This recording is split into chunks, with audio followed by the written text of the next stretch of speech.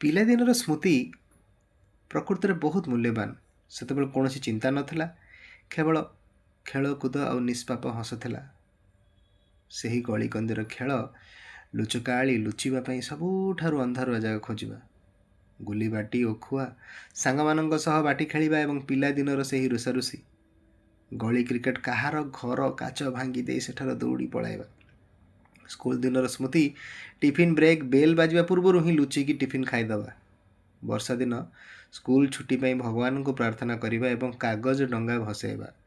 Homework tension ଥିଲା, ରବିବାର ରାତିରେ ବସି ସବୁ ବିଷୟର ପାଠ ଶେଷ କରିବା।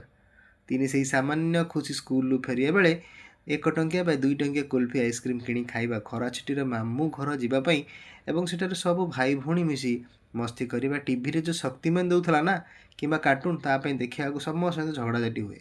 ଏକ ସୁନ୍ଦର କଥା, ପିଲାଦିନେ ଆମେ ବଡ଼ ହେବାକୁ ଚାହୁଁଥିଲେ, କିନ୍ତୁ ଆଜି ବଡ଼ ହେଲା ପରେ ପୁଣି ସେହି ପିଲାଦିନକୁ ଫେରିବାକୁ ମନ ହେଉଛି। ଆପଣଙ୍କର ପିଲାଦିନର କେଉଁ କଥାଟି ସବୁଠାରୁ ବେଶୀ ମନେ ପଡ଼େ, ଟିକେ କହିବେ? କେତେ ଭଲ ଥିଲା ନା ଆଜ୍ଞା ଦିନଟି?